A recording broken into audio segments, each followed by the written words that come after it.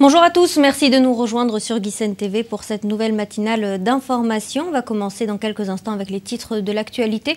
Et puis également, nous recevrons plusieurs invités aujourd'hui au cours de cette émission. L'ambassadeur Yitzhak Levanon, ancien ambassadeur en poste en Égypte, mais également à Genève, à l'ONU. On fera le point avec l'ambassadeur Levanon sur la situation très tendue en Égypte sur le terrain. Plus de 50 morts en quelques jours et une vague anti-Morsi qui ne cesse de grandir. Deuxième partie d'émission, ce sera avec Barak Afik, professeur des religions à l'Université de Jérusalem, mais également Johanna Seba, notre chroniqueuse culture. On fera le point sur tous les festivals qui sont prévus pour le mois de février à venir. Et il y en a beaucoup. On commence avant cela avec les titres de l'actualité. On vous retrouve, Elsa Mimoun, bonjour.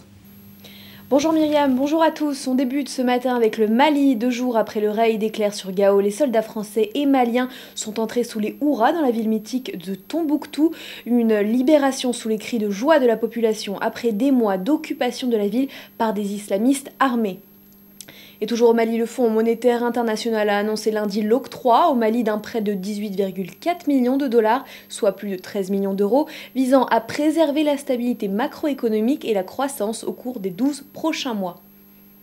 Paris déconseille à ses ressortissants de se rendre dans le nord du Nigeria à la suite de menaces directes formulées par des groupes terroristes nigérians en représailles à l'intervention militaire française au Mali.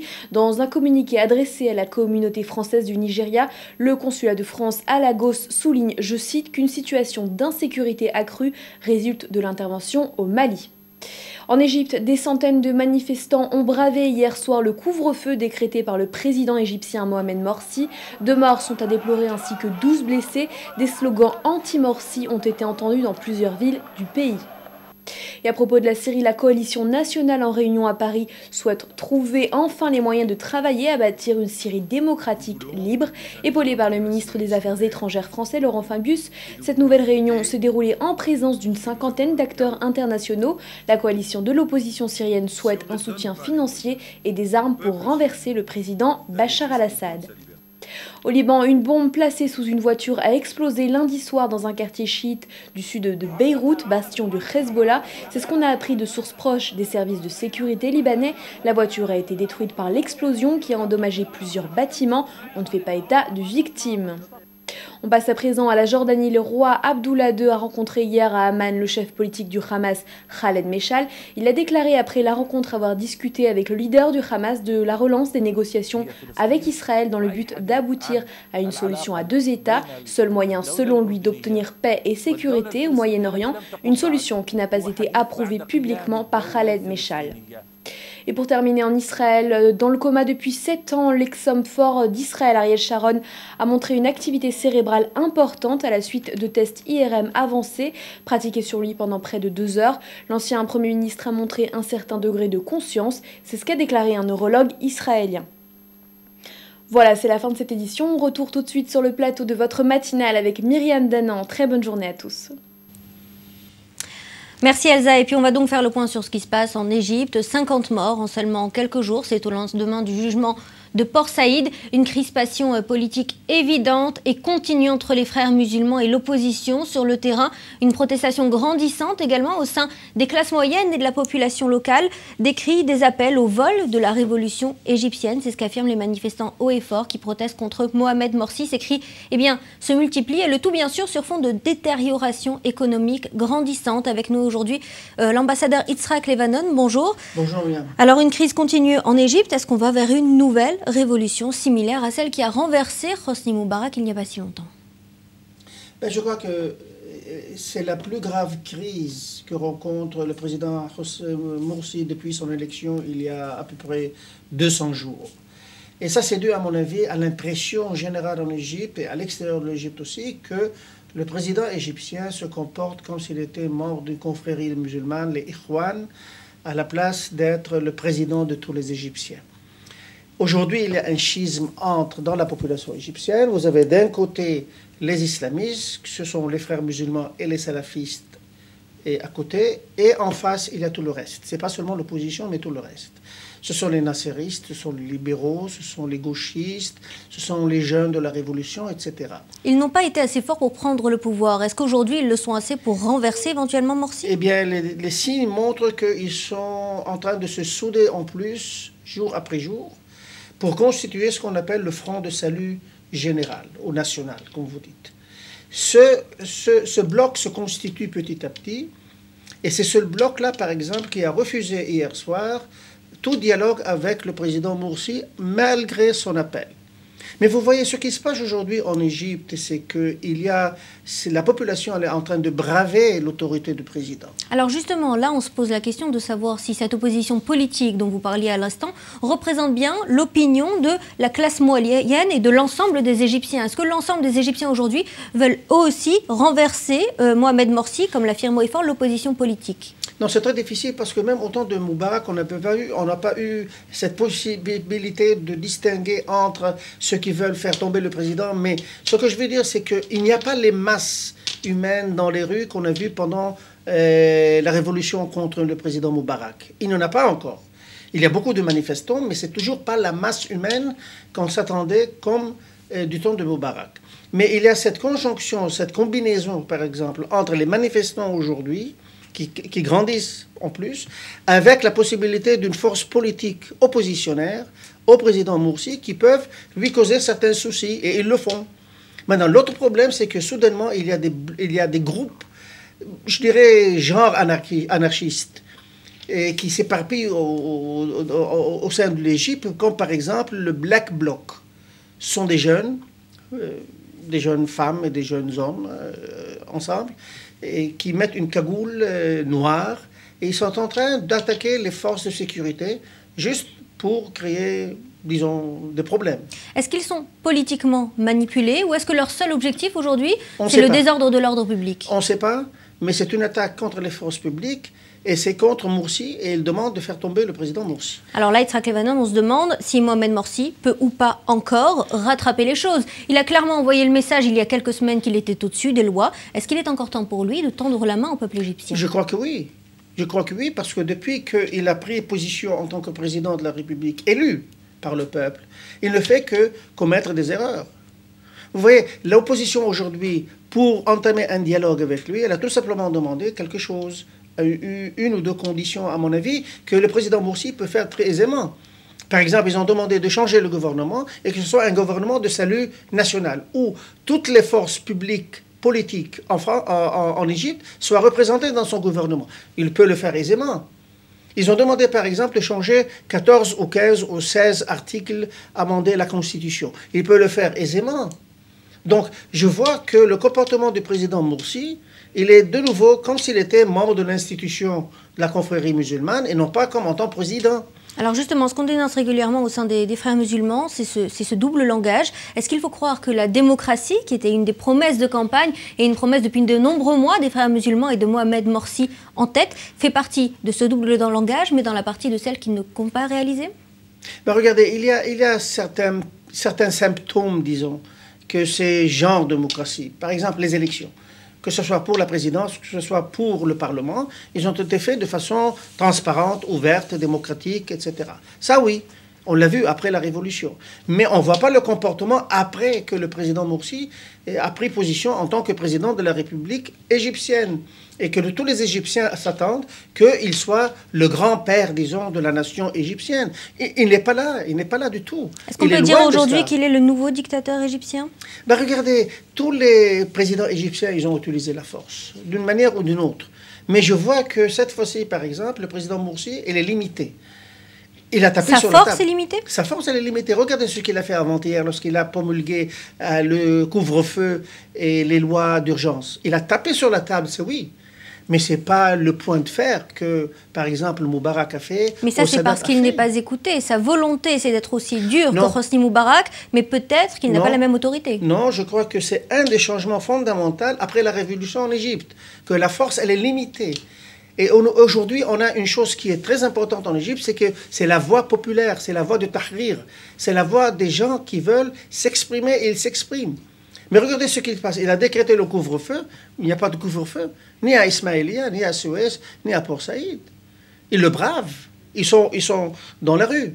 Est-ce qu'au moins la police et l'armée sont aujourd'hui derrière Mohamed Morsi? Ben regardez, là, c'est une question qui est un peu compliquée à mon avis. Il faut attendre pour voir. Ce qui s'est passé, c'est que la police, elle n'est pas capable, disons, de mettre, disons, la stabilité partout. Elle est faible. Après la révolution, elle a été toujours faible. Elle ne s'est pas réhabilitée, disons. Elle n'est pas forte comme elle était auparavant du temps de Moubarak. Donc, le président Morsi, il a demandé à l'armée de l'aider. Et hier soir, il a promulgué une loi que comme quoi l'armée peut arrêter les gens aussi, ce ne sont pas seulement la police. Mais l'armée ne fait rien pour l'instant. Et je parle des dernières heures après la promulgation de cette loi. C'est-à-dire que l'armée n'applique pas les ordres de Mohamed Morsi pour ne pas se mettre la population à dos, à l'image de ce qui avait failli se passer à l'ère Moubarak? Exactement. L'armée n'est pas intéressée ni de retourner au pouvoir pour l'instant, et non plus d'être la police, par exemple, du président Morsi. Mais de notre côté, elle ne peut pas, par exemple, ne pas écouter la voix ou les instructions du président de la République. Un putsch militaire aujourd'hui, c'est envisageable en Égypte? Ben regardez, moi je ne vois pas la personne qui est capable de le faire. Parce que Morsi, il a décapité, disons, l'armée il y a quelques mois. Donc il n'y a pas une figure, un personnage qui, à mon avis, il n'y a pas un Nasser que je vois. Non, il n'y en a pas. Mais ceci ne veut pas dire qu'il n'y aura pas de friction, par exemple, entre l'armée et le président. Parce que l'armée ne veut pas se mettre sur le dos de la population, ça c'est vrai. C'est pour cela que moi je dis que l'impression qu'on a aujourd'hui, c'est qu'il n'y a pas les mains du président derrière le guidon, disons, pour diriger le pays. Alors un dernier mot sur l'Égypte, Yitzhak Levanon. Les revendications, en tête des revendications des manifestants aujourd'hui, c'est la dégradation continue de la situation économique. Les frères musulmans n'auraient rien fait pour tenter de rétablir la situation, de reconstruire le pays. Et puis l'insécurité grandissante au quotidien pour les Égyptiens. Est-ce que Mohamed Morsi a concrètement eu le temps de changer les choses? Est-ce qu'il a vraiment choisi de ne pas faire les réformes nécessaires? Non, je crois qu'il est conscient de cela, des deux choses.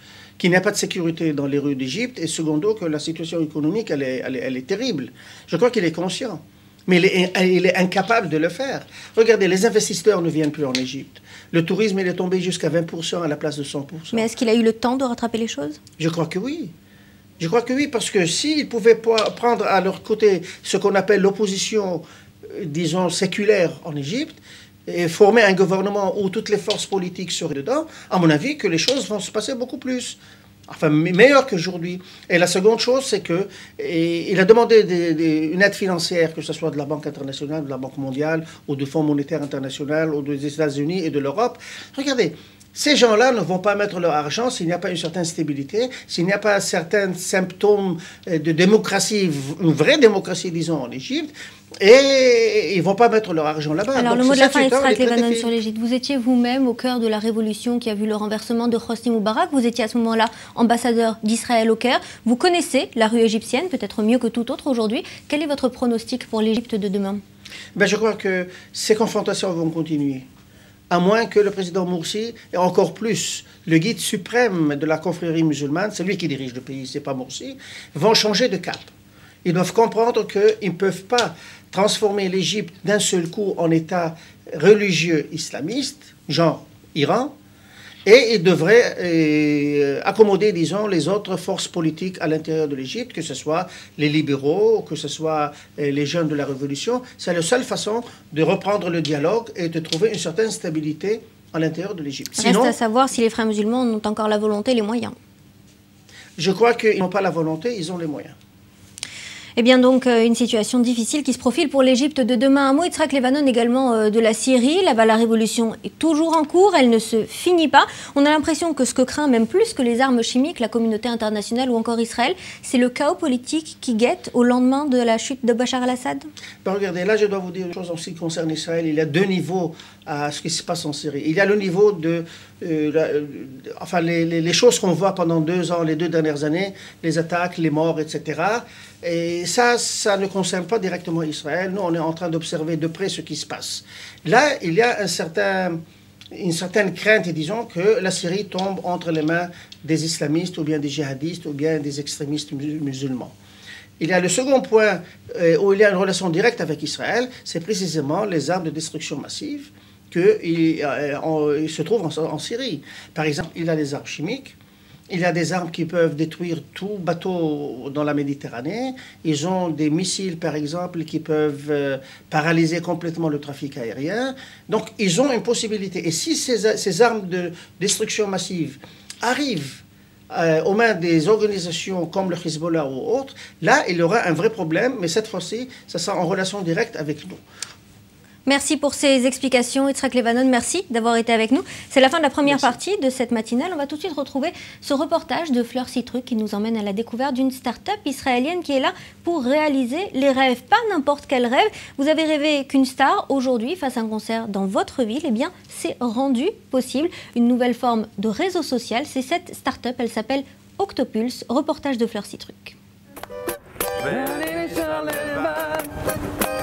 Ils viennent du Chili, du Brésil et du Uruguay et se sont rencontrés en Israël lors de leurs études de musique. C'est là que ces 3 jeunes musiciens ont eu l'idée de créer The Octopulse. Vous voulez voir un artiste de la France, d'Angleterre, des États-Unis, n'importe où, tu peux proposer cet artiste et en fait nous on va faire tout pour l'amener.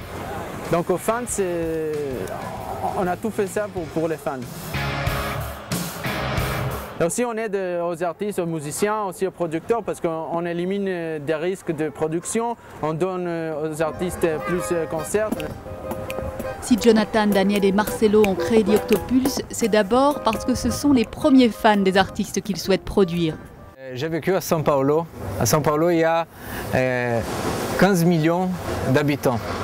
Donc là-bas, tous les concerts y arrivent. On a tous les concerts qu'on veut, on a à São Paulo. Et ici, c'est pas la même chose. C'est petit, mais les gens ont le même envie de voir les mêmes concerts qu'à São Paulo. Le concept est simple, pour amener un artiste dans sa ville, il faut le proposer sur la plateforme. Ensuite, le site vend des octopasses et quand il y a suffisamment de personnes pour remplir une salle de concert, Jonathan, Daniel et Marcelo prennent contact avec le producteur de l'artiste. S'ils refusent, les octopasses sont intégralement remboursées. Et si le concert a lieu, vous y allez gratuitement et vous pouvez même gagner de l'argent puisque vous coproduisez l'événement. Et tout ça pour l'amour de la musique. On aime l'idée que tout le monde aime la musique, c'est une passion la musique. Donc on a l'idée d'amener un artiste et que tout le monde puisse le voir et aider à faire le concert, participer tous ensemble. Ça c'est pour nous c'est le but, c'est le maximum. Et tout le monde content de voir ton artiste, d'être là, de faire la fête tous ensemble. C'est vraiment génial. Le site The Octopulse devrait être opérationnel dès la semaine prochaine. Ses fondateurs rêvent d'organiser bientôt le concert de la chanteuse israélienne Yael Naïm et pourquoi pas faire venir à Tel Aviv l'icône française Charlotte Gainsbourg. Actualité, on a parlé de musique et on va parler de ce qui va se passer au mois de février avec un calendrier chargé. Le février, c'est le mois des festivals. Festivals un petit peu partout dans le monde. Il y a bien sûr Venise, il y a le Nouvel An chinois. Johanna Seba est à nos côtés pour nous en parler aujourd'hui. Bonjour Johanna. Bonjour Myriam. Mais également Barak Afik, anthropologue et expert des rituels, cérémonies et religions. Vous êtes également expert de ces festivals, mais je pense dans un autre angle que celui que Johanna va nous présenter à présent. Alors Johanna, on le voit, ils sont quasiment tous en février. Pourquoi la plupart de ces événements ont lieu à cette période-là de l'année ? Alors pour comprendre ça, il faut revenir sur un petit peu d'histoire de la religion chrétienne. Il faut savoir que 40 jours avant le début de la Pâque chrétienne, c'est le carême. Qu'est-ce que c'est que le carême ? C'est une période où les chrétiens sont invités à faire pénitence par des privations de viande, de chocolat, on va en parler un peu plus tard, et de tout ce qui est gras. Donc la veille du carême, c'est le fameux mardi gras où la tradition est de manger le plus gras possible et surtout faire la fête, d'où tous les festivals et les carnavals qui sont organisés. Donc comme un jour de fête, c'est pas assez par rapport à 40 longs jours de pénitence de carême, ce qui s'est créé, c'est que peu à peu, ce soir de Mardi Gras s'est transformé en toute une longue période de carnaval, où les gens font la fête. Et c'est à ce moment-là qu'on dit que derrière mon loup, je fais ce qui me plaît. C'est-à-dire carnaval masqué, on hésite à le faire à ciel ouvert aussi. Ah oui, tout à fait. Barak Afik, le festival de Venise, d'inspiration essentiellement chrétienne, c'est ce qu'il faut retenir aujourd'hui de cette fête ? J'irai encore plus loin que la religion chrétienne et on revient à l'époque, c'est un rituel pagan en fait, et un rituel de la fin de l'hiver, un rituel qui nous donne un peu d'espoir. Oui, le printemps va arriver. Ça veut dire on est enfermé dans les maisons durant l'hiver. Les gens qui travaillent l'agriculture, le monde ancien, ils travaillent l'agriculture, ils sont enfermés dans leurs maisons pas mal de temps. La nuit est très longue. Et le printemps arrive. Avant d'entrer dans le printemps, avant que le monde revienne à travailler les lois, alors on laisse un peu les chaînes et les règles et les lois de la ville, du pays, de chaque peuple. Alors on donne 3, 4, 5 jours un peu de chaos, un peu de laisser faire ce qu'on veut un peu pour plus de liberté, remettre les lois. Mais liberté masquée. Pourquoi ces masques? Bon, la liberté masquée est en Venise et chaque région, on peut trouver le carnaval partout dans le monde chrétien d'aujourd'hui, de l'Amérique latine jusqu'à Venise. Alors chaque endroit a préféré faire son carnaval un peu de la manière locale. Et les masques, bien sûr, ils sont arrivés avec les Arabes, qui sont arrivés comme commerçants à Venise. Et les femmes arabes, comme vous savez bien, se cachent. Alors on a pris ce genre de se cacher. Et quand on est caché derrière les masques, on peut faire un peu tout. Il n'y a plus de nobles et peuples, il n'y a plus d'hommes et femmes, il n'y a plus de... En tout cas, un mélange des cultures chrétiennes, musulmanes pour un seul festival. Bien sûr, ça dure à peu près du Xe siècle à Venise. Et on l'a perdu durant le XVIIIe siècle et on l'a repris, c'est très intéressant, dans les années 80 du siècle XX. Et c'était un peu un gimmick touristique pour faire un peu plus longue l'époque touristique de Venise durant le février, quand il n'y a personne sur la place à San Marco. Alors on a trouvé ce moyen de... Alors on va revenir dans un instant à l'origine religieuse ou autre de tous ces festivals. Johanna, il y a également le chocolat qui est au cœur d'un de ces festivals. Alors on ne sait pas exactement d'où il vient, si c'est grâce aux chrétiens, aux musulmans, aux juifs, mais en tout cas il est là, il y a tout un festival qui lui est consacré. Exactement, donc pour les gourmands, ça se passe à Marseille, donc mois de février. Une trentaine d'artisans chocolatiers du coin, donc de Provence, qui font découvrir toutes leurs merveilles à tous les gourmands visiteurs. Donc il faut savoir qu'il y a plusieurs activités qui sont organisées. Par exemple, un défilé de mode tendance chocolat. Donc il y a un duo de chocolatiers et de créateurs qui font en ce moment donc toutes ces belles créations. Oui, puis on l'a vu, le chocolat qui prend toutes les couleurs, toutes les formes. Exactement. Il y a aussi par exemple donc, toutes les heures pendant ce festival des grands chefs chocolatiers qui vont préparer en direct devant nous toutes sortes de plats. Par exemple, Michael Azouz qui a été champion du monde de pâtisserie en 2011 qui a préparé un fondant au chocolat. Donc j'ai pris mes billets. Je ne sais pas si vous êtes disponible. Vous avez pris vos billets et pourtant il y en a aussi un en Israël. Exactement, oui, et en plus qui va se passer à la même période. Donc pour ça c'est pareil, c'est le même concept, des ateliers pour les enfants, des ateliers même pour les adultes, par exemple de confection de produits de beauté au chocolat, ce qui est très bon pour la peau et je le conseille à toutes. Alors on a parlé de Venise, de Marseille, on prend à présent la direction de Londres parce que c'est à Londres qu'on va fêter peut-être aussi bien qu'en Asie le Nouvel An chinois. Exactement. Alors en dehors de l'Asie, c'est à Londres qu'est organisée la plus grande fête pour le Nouvel An chinois. Et c'est 24 heures d'événements. Ça commence à 10 h du matin avec un immense défilé. Donc on voit les images de chars colorés, de gens déguisés en habits traditionnels. Et ensuite, sur la grande scène de Trafalgar Square, ça va être des spectacles, des artistes chinois qui vont se relayer. Et surtout le traditionnel défilé du dragon, donc on a vu les images, qui est l'événement le plus populaire du Nouvel An chinois. Donc en fait ces images, c'est à Londres et pourtant on pourrait se croire en cœur de Pékin. Exactement. Oui, alors ça par contre c'est le cœur de Chinatown qui va devenir une ruche d'événements avec des petits artisans, des petites boutiques partout et aussi des restaurants chinois qui vont ouvrir leurs portes. Alors Barakafik, ce Nouvel An chinois au départ c'est un Nouvel An religieux qui vient directement de Chine. Pourquoi est-ce qu'il est devenu aussi populaire même en Occident? Et tout d'abord, ce n'est pas un Nouvel An religieux, c'est un mélange de religion et de nouveau agriculture. Les signes chinois qui disent Nouvel An, ils disent le Nouvel An agricole.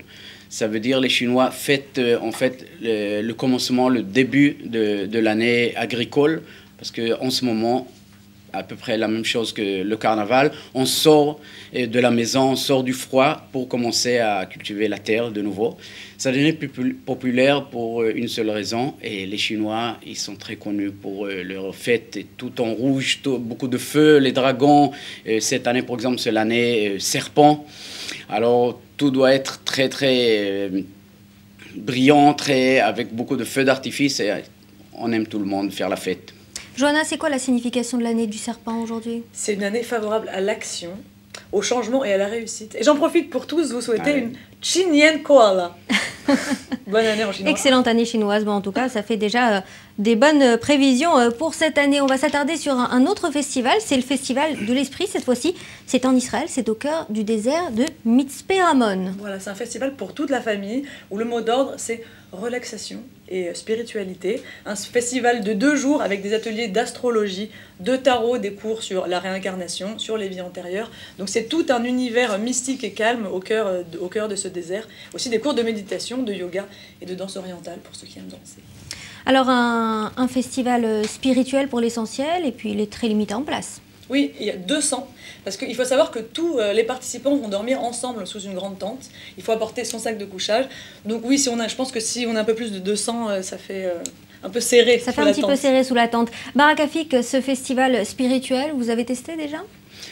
Oui, ça fait des années que je fais du yoga. Et ce festival est Mitzpe Ramon, le désert, le cratère de Ramon.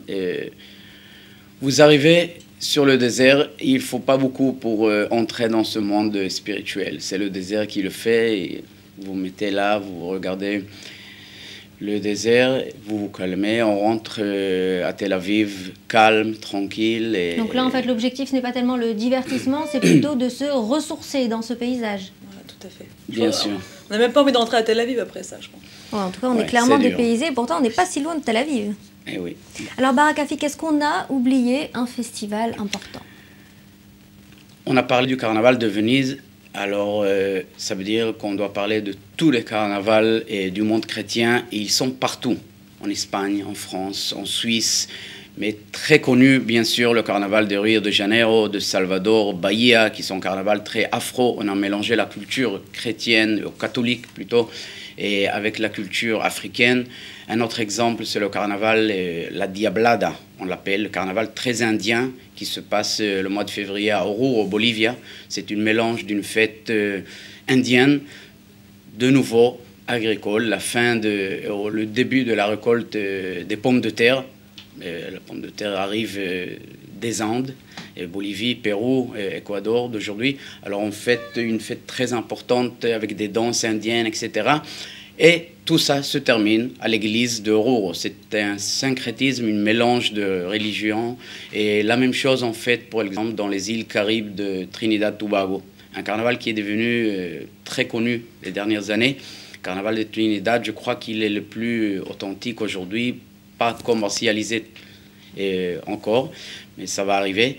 Alors on arrive sur l'île de Tobago et Trinidad et on fête pendant 3-4 jours avec la musique calypso, avec les rythmes caribéens et de nouveau afro-catholique. Alors Barak Afik, vous y avez fait allusion, il y a une grande opération marketing qui a été lancée autour de tous ces festivals, un petit peu partout dans le monde. Et pourtant derrière, il y a un autre message, celui de la cohabitation de différentes cultures, de différentes religions. Quel message est-ce qu'il faut en garder ? Bon, le message original, bien sûr, c'est d'arrêter de manger de la viande durant ce temps de deuil jusqu'on arrive à Pâques avec la mort ou la réincarnation de Jésus, bien sûr. Et on arrête de manger la viande pour devenir de nouveau, ce qu'on fait à Mitzpe Ramon, devenir plus spirituel, de réfléchir, de penser, qu'est-ce qu'on a fait jusqu'à aujourd'hui, qu'est-ce qu'on se prépare, c'est un peu comme pour nous le mois des Louls. Le Vatican, il voit d'un bon œil ce type de préparation, voilà, sous la forme qu'elles ont pris aujourd'hui ? Je crois que quand on voit les filles à Rio de Janeiro, je crois que c'est très dur de penser seulement des pansements spirituels quand ils dansent avec avec un bikini très petit. Mais bien sûr, le carnaval est devenu une fête de chaos, une fête de liberté totale pour reprendre la loi de la religion, de l'État, jusqu'après le carnaval. C'est ça l'idée un peu du carnaval. Ce mélange de fêtes, de culture et de religion, il plaît puisqu'il attire chaque année des millions de personnes. Johanna, on a retenu, vous allez au festival du chocolat. Et vous, Barak Afik, cette année encore, ce sera le festival Mitzpe Ramon ? Je vais aller plutôt sur Rio de Janeiro cette année, je crois. Oh, je veux bien venir avec vous. Allez, on y va. En tout cas, une belle expérience touristique à venir. Merci d'avoir été avec nous. C'est la fin de cette émission et l'information continue dans quelques instants sur Guisen TV.